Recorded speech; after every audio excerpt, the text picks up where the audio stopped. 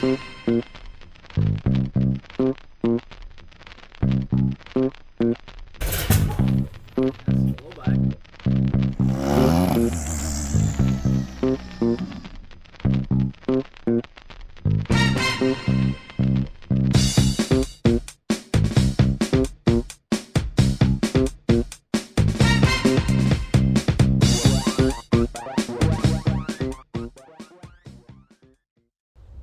morning and welcome back to Time for Customs, and on this episode we are going to try to clean up the last remaining leak.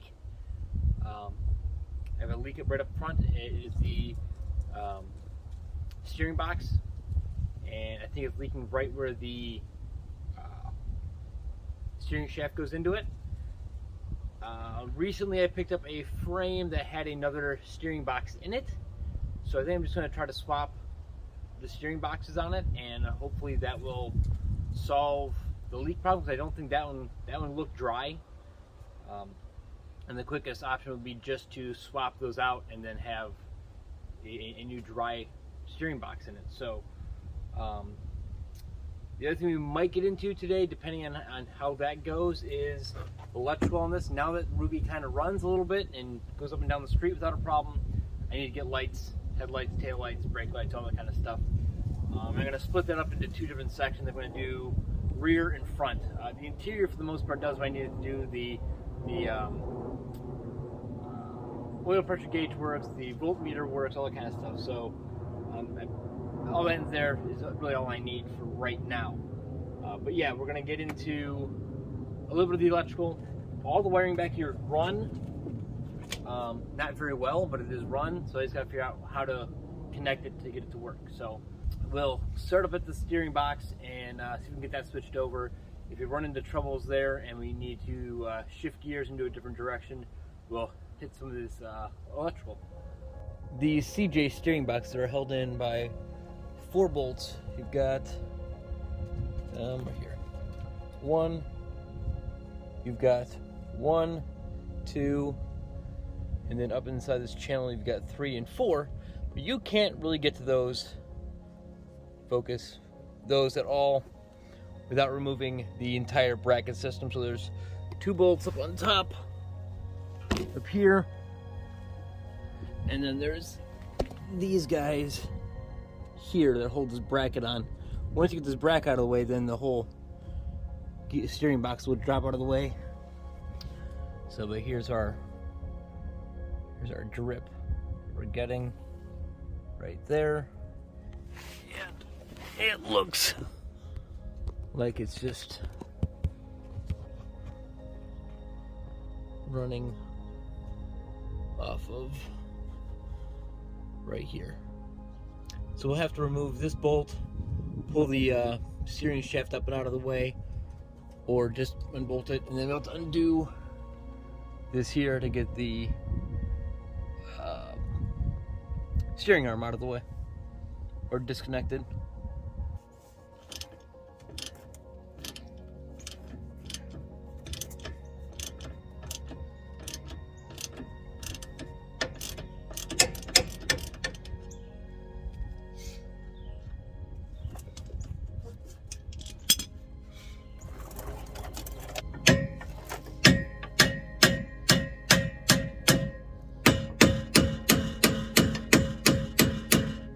Bolts are out.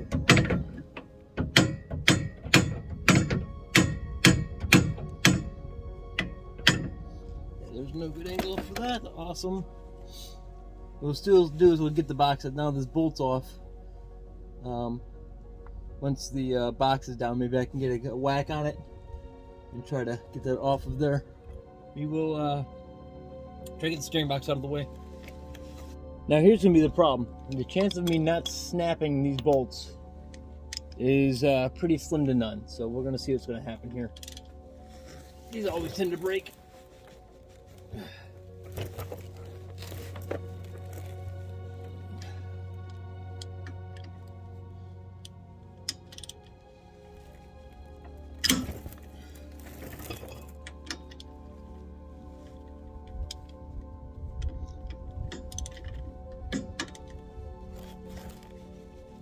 what I might do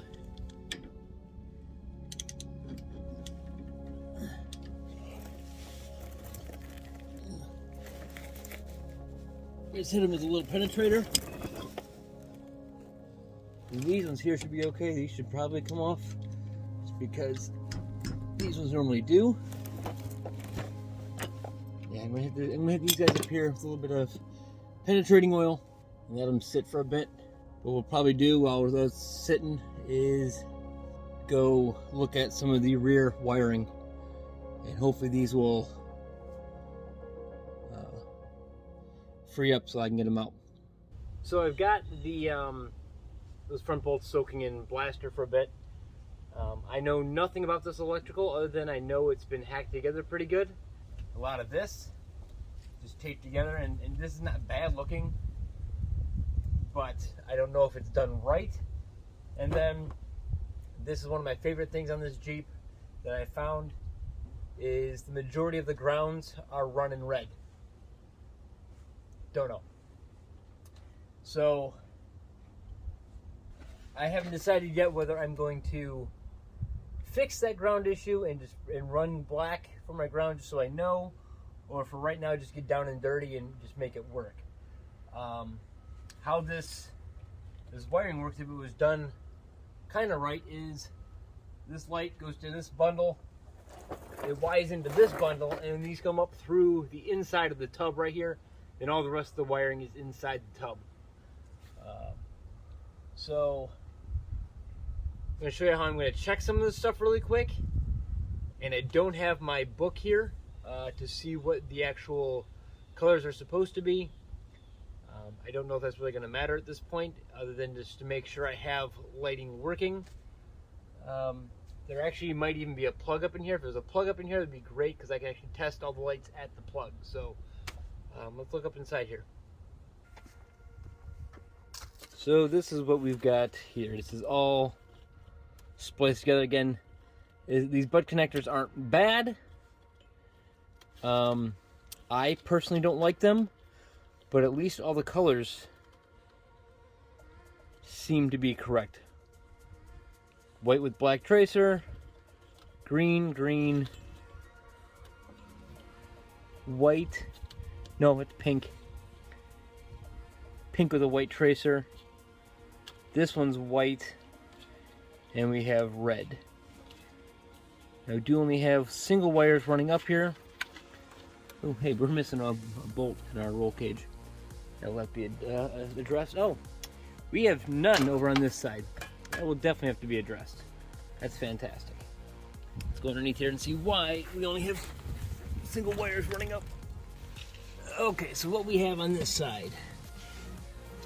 This is our driver's side light, again, with this red ground wire. And this all goes into here, and then we have all of our splices here, and a single plug there.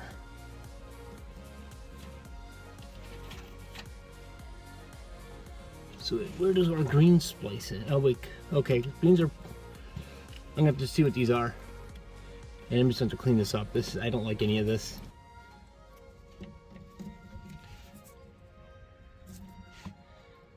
Yeah, this is all going to have to... Well, before I go that far, let's just see if any of this works. We're just going to test the circuits to see if it works, it's going to work for right now, and I don't have to go too crazy with it. So yeah, that will be the plan. Before I start hacking it apart. Oh, this is lovely. See the roll cage bolt. Okay, anyway, just add that to the list of things that need to be done. But yes, let's check the circuits first. So what I'm going to be using to test these lights is I've got my 12 volt power supply here. I've used it on a couple other episodes. It just puts out 12 volts. This is 14 amps, so more than anything this system's going to need. And then I just have open ends of the wires here. I'm just going to probe the wires It's not the best way of doing this, but for what I'm going to be doing, and probably going to end up replacing all this wiring eventually anyway, I'm not concerned about it. And any of the wires that I'm cutting slightly are inside where there's the least chance of corrosion, and I will tape them up when I'm done. So I did look up quickly the wiring diagram on this, and the white wire in here is supposedly marker and probably marker and running light. Green with the tracer, which supposedly has a black tracer. I don't have one on here, so I'll figure out which one's which. Green is left turn. The other green without the tracer is right turn. White with the tracer is supposedly my reverse lights, and the pink wire is the fuel sender, which I don't even think is hooked up. So that might be why my fuel gauge doesn't work. So hopefully if I hook that up, I'll have a fuel gauge. So let's see if these are we're close to what they're supposed to be. So what I'm doing to test this, again, it's not the right way of doing it, but I know this red wire is my ground, so I just kind of nip back the coating on it.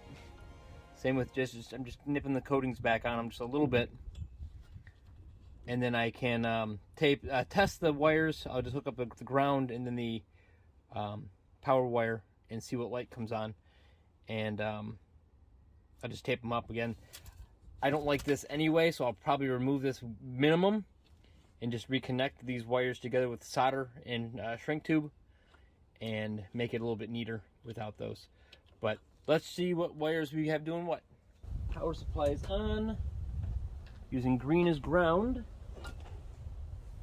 The ground wire, and then touch white with a tracer. Yep, there's our reverse light coming on both sides. No, the other side is not working. So we already have, oh it is, it's just very dim background over there. Downside to having a fiberglass tub is grounds are going to be a pain. You just have to run good grounds everywhere. Okay, so now we're going to go white. Those are dimmer than dim. And that side's brighter. I'm assuming that's going to be our running lights. And now for our green wires. So we got ground to there. And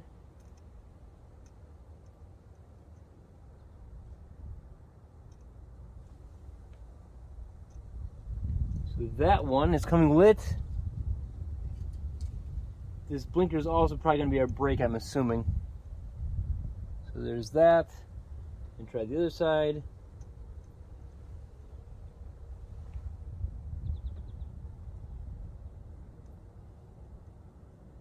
And on. Okay. So all the lights work from here to a degree.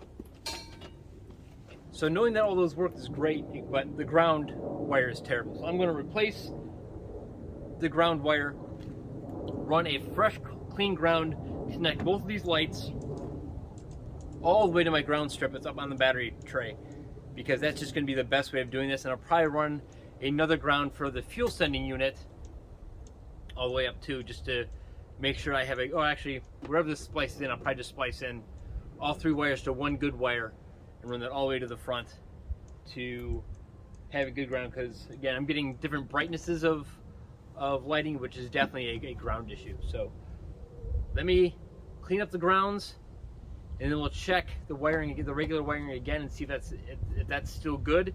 If that has fixed our lighting issue as far as brightness goes, then we will just kind of clean up, zip tie up with the wiring, and the rear end should be good. We'll just double check at the front end by the blinker relay that that's all working. But I can already tell you these are two different light housings. This has just got the double bulb here, and this one has got 3 bulbs with the side bulb on this side. This plate has got ground wires built into this plate, which maybe you can see, yep, right there. This one does not have ground wires built into the plate. I'm just assuming this plate is the ground. But I did find out that this screw, I'll grab it from the back, where the ground wire is hooked to, is not tight at all. And I think this one over here has got rust all over it. So we'll replace some of these bolts and stuff like that and see if it gets better. Oh, and something else we just found. So this is the passenger side light and the splice into the light here. And then there's a splice into the original harness right here. Every single one of these splices is a chance for failure. And as much as I just want to make this work, there's a crack right here. We'll fix that, maybe. As much as I want to just make this work, I want to make it work reliably. So I'm going to cut these out, cut these wires off, and then I am going to pull the lights out completely, give myself a long, nice pigtail on this side to run all the way over to the other side of the Jeep. And then I'll probably do the same thing on the other side. I'll pull that light out, do a complete cleanup on that side, and reinstall these lights, and make my connection in the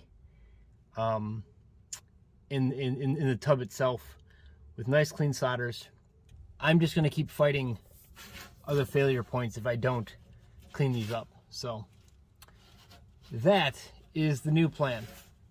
Quick change of plans. Went up to Harbor Freight and picked up these. They're the exact same size as these ones. These aren't original anyway, and these are LED.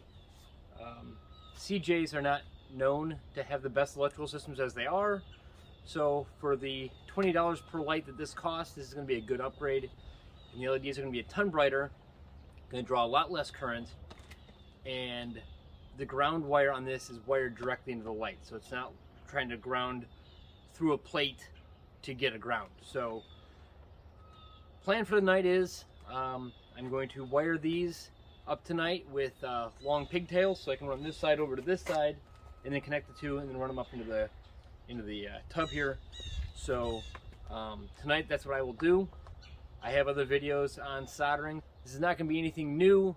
If you've watched any of my other videos, it's just basic soldering. So tomorrow we'll get back into this and we'll try to finish up the rear end, and we'll have new LED lights. Well, before it gets too dark here and I'm done for the evening, I thought I'd bring you in, show you. I did get one side done here really quick. And yes, I know this is the wrong color wiring. This is trailer light wiring. Well aware of that. But for something that I know is probably not going to be permanent on Ruby and will get changed, I'll probably do a painless harness at some point. This is a lot cheaper to buy this and get your 4 different colors than it is to buy individual 4 colors. So if you go price out the colors I would need here, they're running about $7 a spool for the same wire. This is $14. You get 4 colors, 25 feet long. And yeah, it's not perfect, but I am the only one ever going to be working on Ruby, and I'm okay with it. Okay, now with this basically this light in and wired, we can now test to see if things are going to work as they should. With the power supply on, I can do a test to see how this works. Again, the lighting's not going to be the same as this afternoon, so it's not going to be a true test, but it'd still be quite bright. So white wire is going to be our running light. Okay, so there we go. That also lights up down here, which would make sense because that would light up our license plate light as well. Yellow is going to be a reverse light, nice and bright reverse light. And then the green wire is going to be our brake and blinker light. So it's going to be, there's running light, and then if you hit the brake or turn the blinker on, that's going to be way better than what we had before. I can already tell it's going to be way better. And all the wiring is going to be brand new, clean, and we will have great continuity between, at least from my section I'm going to do here, to the front. So I'm going to wire up the other light tonight, and tomorrow we'll connect the two and connect it into the harness inside the tub. We'll see you in the morning. Late start this morning, but now we can actually see what these look like during the day. Let's see what we've got here. They're all wired in. It's gonna be reverse, no, running lights. Yeah, they're on.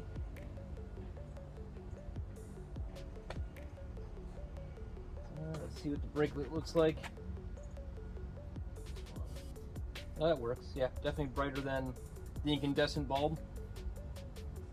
And then reverse lights. Yeah, perfect. Awesome. So here's where we are. These are the wires to the front of the Jeep.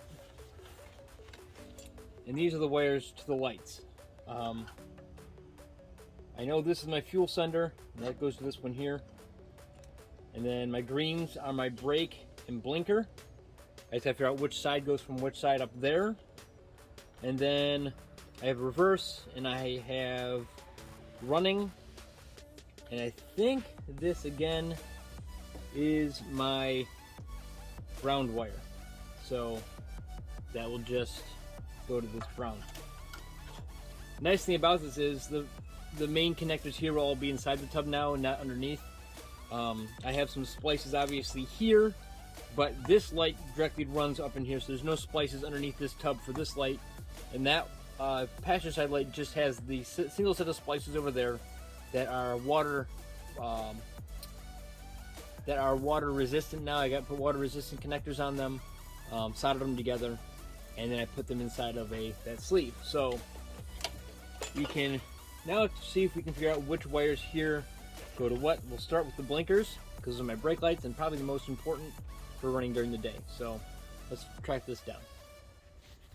This bundle of wires runs up, bad lighting, up here, runs here, I don't know if that's in focus or not, and then comes up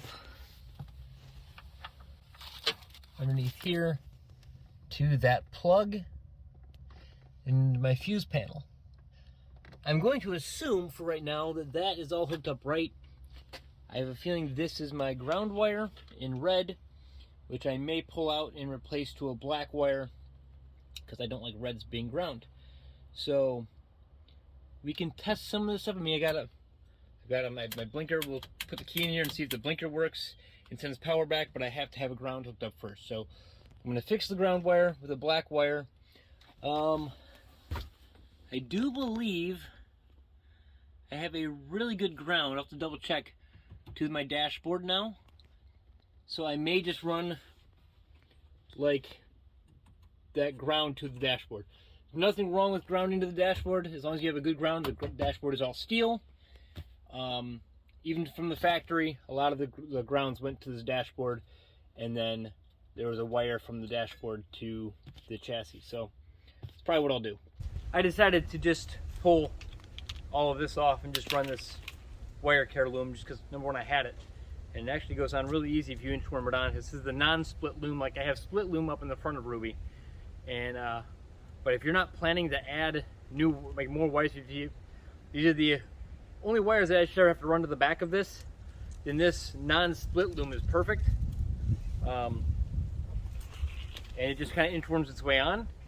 The other thing it helped me do was I was able to inspect all this wiring. There's no breaks in it, there's no other splices in it, so in theory, if from the plug back is good, it should all work. So yeah, I'm gonna tuck this back up where it belongs, and then I'll connect my ground wire, and then once the ground is connected, which I now have hooked to the dashboard, I can test and see if things just work and see if they happen to work. While I'm under here, I figured I would just fix this as well. This wire is my sending unit ground, and this frame is so rusty and stuff. I'm just going to cut this and connect this into my ground wire that I'm running up front. There's no reason to have this have to go through the entire frame. If I can put a nice clean ground that can connect to the rest of the grounds back here and solve this being an issue.